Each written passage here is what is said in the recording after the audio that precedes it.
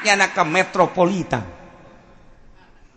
tantangan kunyana geng-geng kota mun kiwari mah Jakarta ditantangan geng-geng saha geng induk ayo jeung aing saha geng Tanah Abang ayo jeung aing saha geng Tamrin ayo jeung aing saha geng Gajah Mada ayo jeung aing tarung eueuh nu menang jeung nyana kabeh eleh das ceknya hirup kagok atuh mending mehan raja kagok hirup kos kieu langsung kursala gagah jasa aja nama gagah jasa raja keur diuk dina kursi kerajaan asal aya nyana BKB kan sieun jo terkenal jasa gagahna blok ka istana wow nu jaga istana cekel ku nyana tampilin bebaskeun awas ya bae awas aing baju ye maju eta raja keur diuk di kursi kerajaan dicekel huluna tek diangkat tampilin jak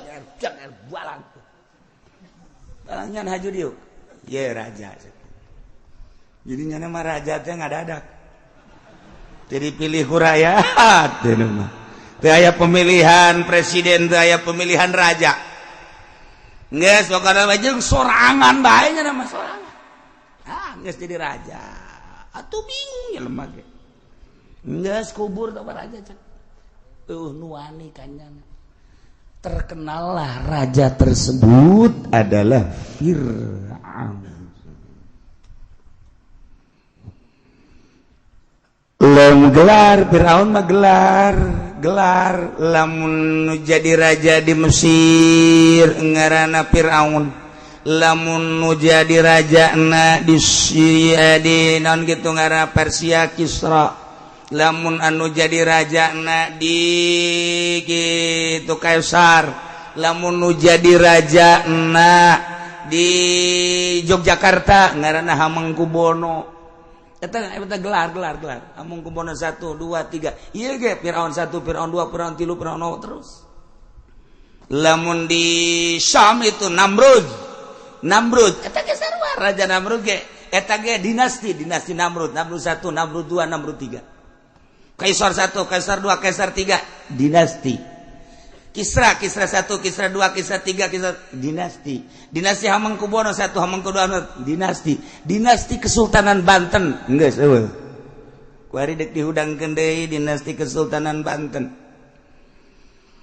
geus disiap Banten akan bangun kembali geus aya rajana sultan tetapi nyana teu nyahoeun sejarah emang Syekh Maulana Hasanuddin teh nyatet persejarahanana nu kukula didongengkeun jagur bae nu sakitu poharana lapangan Banten teh eta teh aya sejarahna kemudian pintu hek eta aya sejarahna tertulis bagi jelema anu aya keturunan kesultanan aya sejarah dek gahudangkeun kesultanan silakan tetapi ngabogaan kriteria 10 emang kumaha gitu nu mantap ketika muncul kesultanan Banten teh nu nyaho hanya tertawa silakan bae ngan moal aya kekuatan selama teu boga kriteria 10 tertulis Syekh Maulana Hasanuddin di dinya emang kumaha gitu jeuh parang sana asal boga tu bagus bae parang sana asal boga keturunan bae parang sana dareul atuh henteu asal horeng ngebogaan kriteria arahna deuk ka mana ieu teh kesultanan teh di samping ngabogaan turunan teh kudu nu kumaha tercatat Syekh Maulana Hasanuddin mentak muncul dek aya kesultanan pek bae deulekeun sabaraha bulan sabaraha minggu wajar boga kahayang ngaranna ge boga turunan tetapi nyana ieu teu inget kana wasiat kos urang guari geus teu inget kana wasiat Bung Karno ngabogaan wasiat bukuna ge sakieu kadelna sa Indonesia cuma aya 5 bukuna sa Indonesia eta mah geus teu dicetak deui Ayana kuari kulanya ho ayana. Mun di Jakarta di saha, lamun di kitu Jawa Timur di saha, lamun kitu di mana ngaranna di Padang di saha. Cenah so amat aing lain so aing nyaho. Nu mantak ieu kuari teh geus kaluar tina wasiat Bung Karno. Deleukeun bae asal kaluar ti wasiat Bung Karno. Anak tinggal anak. Emang Megawati teh nyahoan wasiat nyahoan. Ngan geus mengabaikan. Aya di nyana kitabna hiji. Di keturunannya na aya. Di keturunan Bung Hatta aya. Di keturunan kitu Batak hiji. Aya. Aja cenah kiai boga teh endek naon tuh sia nanya aing. Aya sejarah atuh rumantak dongeng-dongeng Indonesia aya kabeh di dinya. Wasiat-wasiat Bung Karno aya kabeh. Melenceng tina wasiat deleukeun. Jadi Indonesia mah bakal jadi super smart teh bakal. Deleukeun ke bakal tunduk kabeh ka Indonesia. Lain lalaga. Kuari bae geus jadi percontohan dunia Indonesia. Kuari geus jadi percontohan dunia. Inggris geus bertanya, geus puguh Amerika sanajan nyana menjajah urang secara ekonomi jeung politik, tapi dalam hatina bertanya-tanya, geus sabaraha kali deuk dihancurkeun Indonesia, deuk sabaraha kali diributkeun, diadukeun organisasi, geus sabaraha kali kiai jeung kiai diadukeun, geus sabaraha kali Amerika teh lain lalagaan supaya diurang kacau, tapi teu kacau bae aya naon di Indonesia. Perang sana. Aya keneh aki-aki anu sok nyana datang ka istana menjelma secara tiba-tiba. Aya keneh aki-aki kadang-kadang menjelma secara tiba-tiba di kitu keraton Cipanas. Istana Cipanas kadang-kadang nyana di DPR nu mantep di DPR kanyararahoan bae ge nanaon ge eta geus dirahasia-rahasiakeun ge tetep bae kanyahoan. Muncul siapa sih kakek-kakek itu? Ya sebetulnya siapa sih? Kadang-kadang nyana ka dieu gitu ka dieu. Cenah deh bisa aya aki-aki di dieu.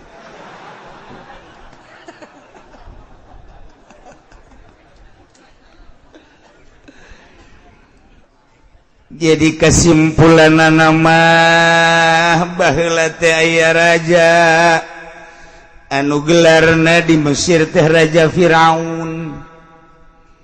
Anu kebenaran raja tersebut teh can nyorang muriang saumur-umur. Boro-boro muriang darah tinggi, kencing manis sales, nah can nyorang. Harata Allah nyin jelema kos kitu Allah. Wah raja sa. Sales benyana mah kanu sales mah teh gergeteun. Sebab aing mah can nyorang sales mah batuk can nyorang batuk. Urang mah pan ieu kuari serak can cager-cager ban ieu kuari serak. Nya mah Firaun teh serak-serak. Batuk henteu sales mah henteu darah tinggi henteu. Lamun aya jelema nyaritakeun aduh cenah hese kieu seuri nya mah. Kieu bae hese ceuk. Kieu bae wer atuh ceuk eta. Eta Firaun teh nyorang gering nya mah. Masyaallah. Walam yara makruhan qattu. Can pernah salila hirupnya na umurna nyana 620 tahun. Walam yara makruhan qattu can pernah nyana dibere kateugena nu ngaran pusing, nu ngaran muriang, nu ngaran beban, can urang sama sekali. Masyaallah, masyaallah. Masyaallah. Walau kana sallallahu fitil kalmarju'u yaum ahima lailah wajad lebda'arubah andai kata nyana sakali be pernah ngarasa lapar atau sakali be pernah ngarasa panas atau sakali be pernah kategenah niscaya nyana moal ngaku pangeran kulantaran teu pernah kategenah di dirina teu pernah gering maka timbullah nyana pengakuan ti dirina bahwa Tuhan itu adalah saya. Jadi nyana raja ngaku pangeran Firaun. Firaun anu berhadapan jeung Kangjeng Nabi Musa, Firaun dinasti kedua Ramses II. Nah intu dicaritakeun ti lahirna Kangjeng Nabi Musa ke dihareup carita anu leuwih panjang mah dihareup nyaritakeun mimiti terjadina Firaun, mimiti terjadina Kangjeng Nabi Musa, dibalangkeun Kangjeng Nabi Musa ku indungna ke dihareup ieu badeuk nyaritakeun kabangkawarahan umat anu diutus Rasulna teu percaya ka Rasulna termasuk umat Kangjeng Nabi Musa alaihis salam. Teu nyaritakeun kabangkawarahan umat nu teu nurut sebab ku ari di deuleu masyarakatna buang kawarahan sarua. Jadi diakurkeun bari umat bangkawarah dongeng umat bangkawarah nu baheula. Ieu aya kesamaan saya. Ke Kangjeng Nabi Musa diutus ku Gusti Allah ari engke urusan lahir nama Kangjeng Nabi Musa teh ti negeri Madian. Kemudian Kangjeng Nabi Musa teh lantaran di zaman Firaun jahat bakalna dibalangkeun ku indungna ka Bengawan Nil, maka Kangjeng Nabi Musa teh dipulung ku istana Raja Firaun ku pamajikan Firaun. Jadi Kangjeng Nabi Musa teh dirorok diurus di lingkungan kerajaan anu pinuh ku dukun-dukun di kerajaan eta teh. Salah setik dukun ongkoh pangeran tapi butuh dukun. Dipikir gue ada blon eta Firaun blon pangeran tapi perlu dukun.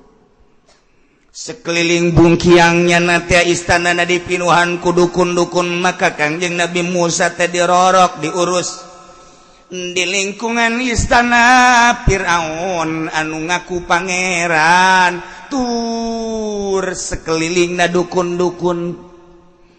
Jadi Kangjeng Nabi Musa teh terus gede di lingkungan pangeran Firaun nu buang kawarah, di lingkungan jelema nu teu nyahon ka Allah, diais ku para dukun, diawis ku para ponggawa, diajak laulin heureuy-heureuy ku jelema anti Allah, maha kawasa Allah, tapi ternyata Allah ngasupkeun hikmah ka Kangjeng Nabi Musa ka jero hatena. Di samping ilmu jeung hikmah diangkat jadi nabi, bahkan diangkat jadi rasul, maha kawasa Allah.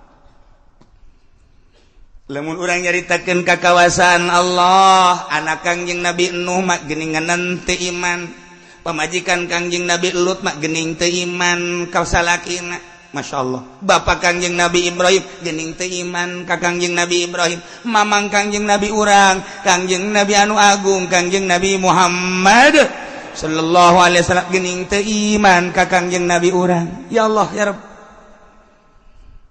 Eta kakawasaan Allah. Ketika Allah nangtungkeun seorang nabi, seorang rasul, maha kawasa Allah hirup di tengah-tengah lingkungan anti Allah, di tengah-tengah lingkungan dukun-dukun anu anti Allah, di tengah lingkungan rusak anti Allah. Allah ngasupkeun ilmu jeung hikmah ka jero hate Kangjeng Nabi Musa. Pinter eueuh guruan, jago guruan Kangjeng Nabi Musa. Gede Kangjeng Nabi Musa, pandanganna geus lain. Di jero benak hati Kangjeng Nabi Musa hiji pangerto Allah. Masya Allah kan.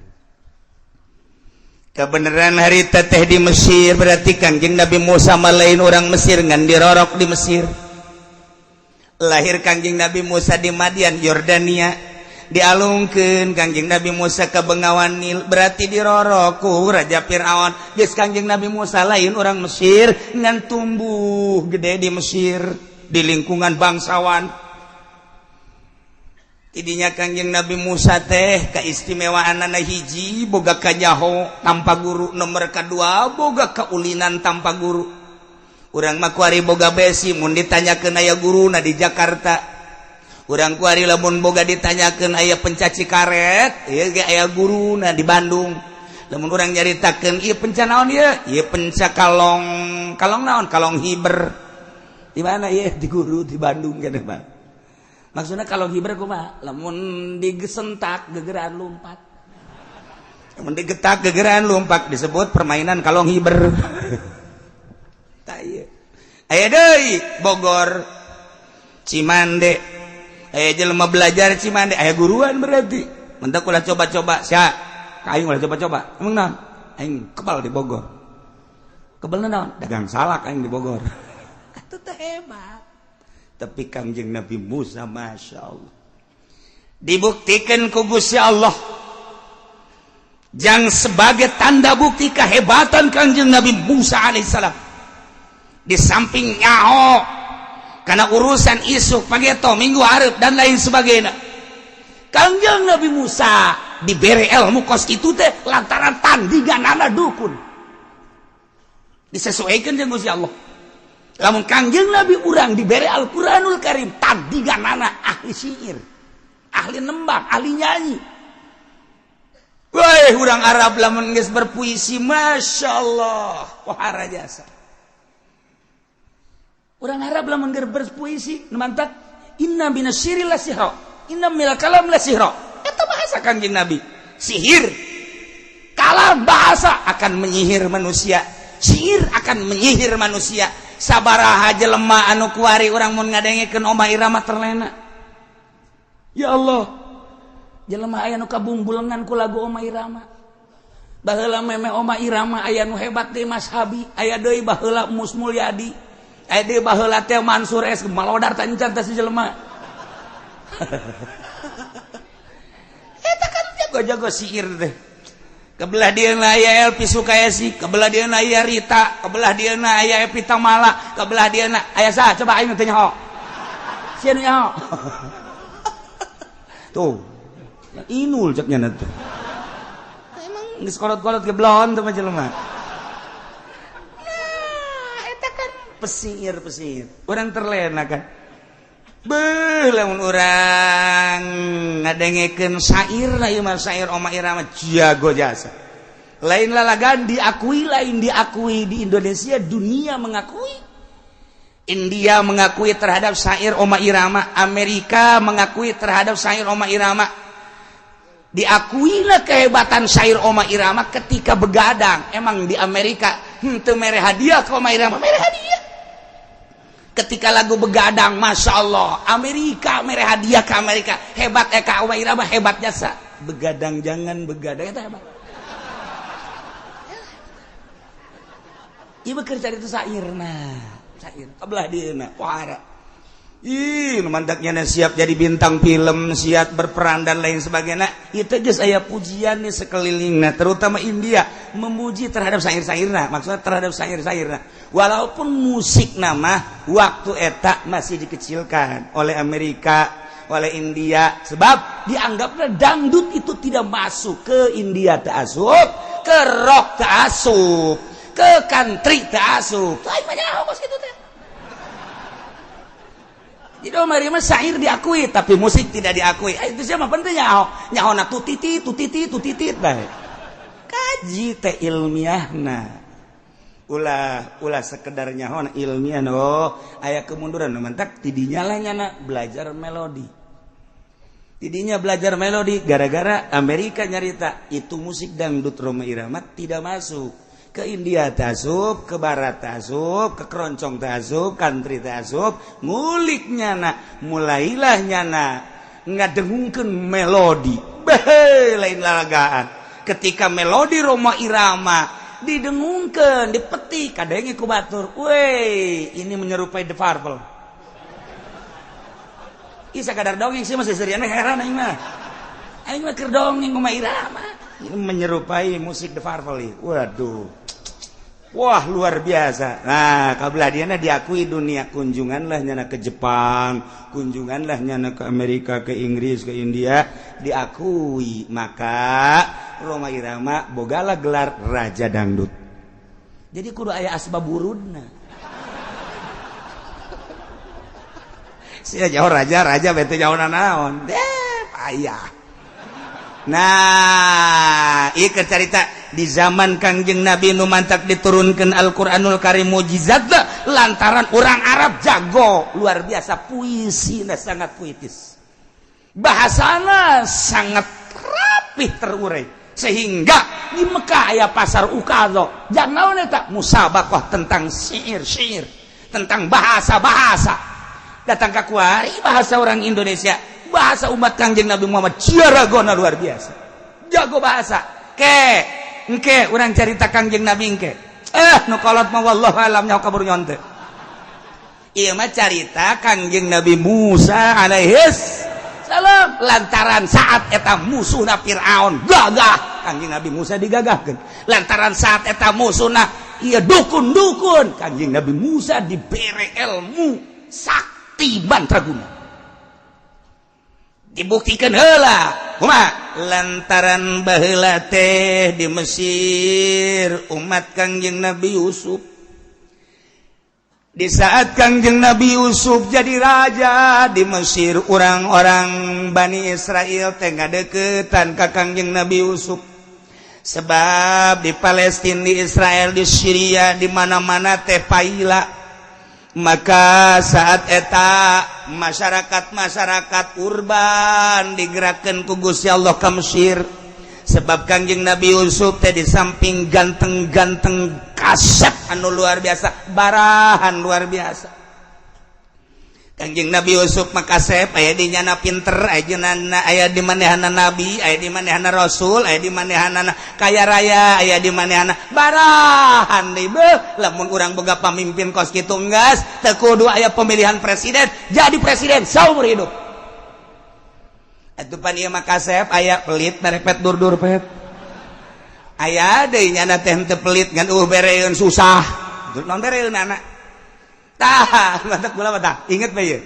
Inget keur carita jelema aya baheula nu pelit jasa. Ieu mah dongeng saeutik mah ieu. Aya jelema pelit jasa ieu mah ieu. Ieu mah di Bagdad tapi. Ku pelit-pelitna boro-boro hartana dosana mun dipentat teu dibikeun. Eta kan pelit jasa berarti kan. Geus panjang dongeng nama ieu mah kacaritakeun manehana teh nyate di imahna. Saenggeusna nyate kemudian kapan eta haseup sate teh ambalaya kaluar bereng-berengan. Di antara jelema anu susah liwat ka imahna ngambe sate. Barang ngambe sate eureun heula nyana kieu bebeung ngeunah amat ieu sate beung ngeunah amat ieu sate kabeneran kapangi ku nu boga iman nu pelit teh ditewak. Tewak sia kajen kukumah ge kudu bayar lantaran sia ngambe sate aing. Eta pelit teh sana pelit. Boro-boro mere ngambe ge teu meunang.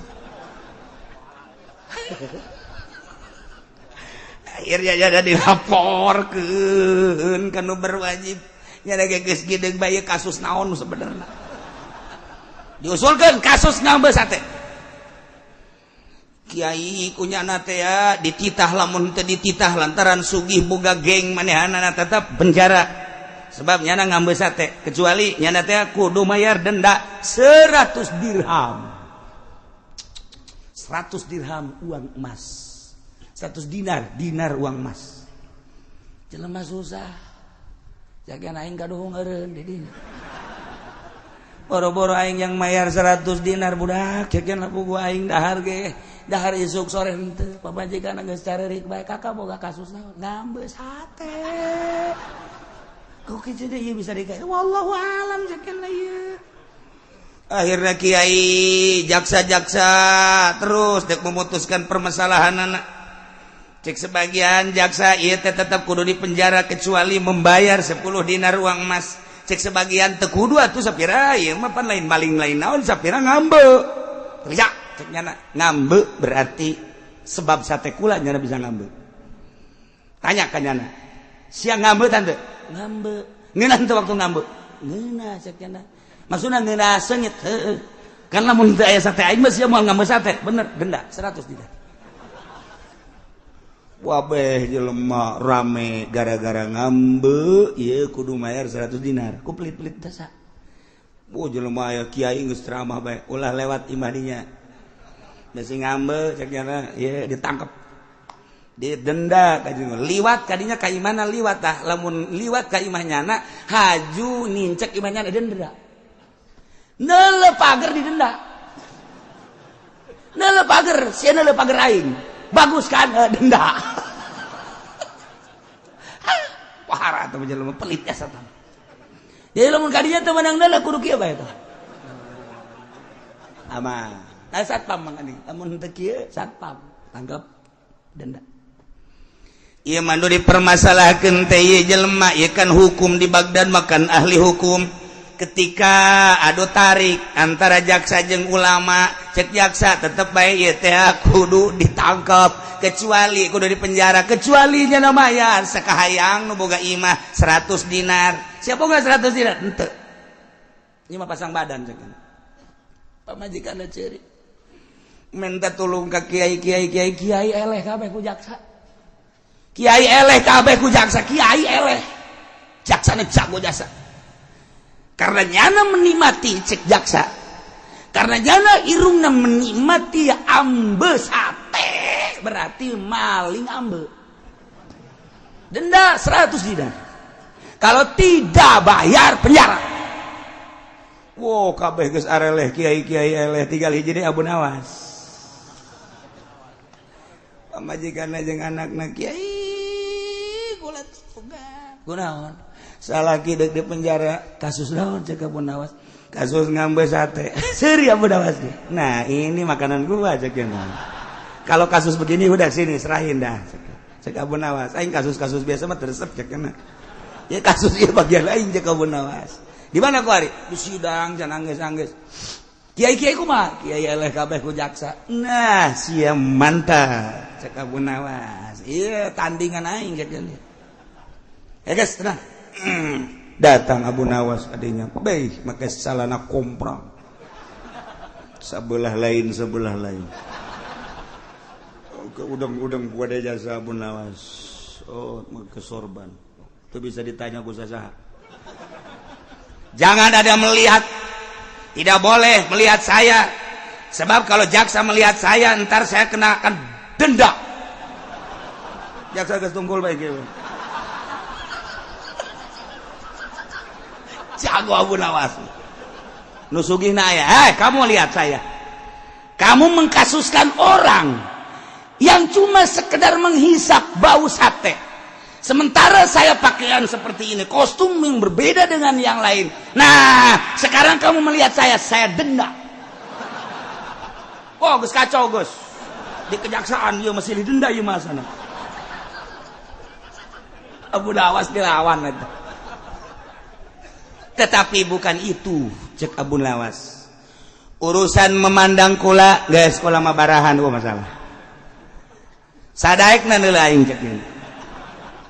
Sadaekna geus kumaha geus? Sia neuk menilai aing kumaha geus sadaekna aing mah barahan.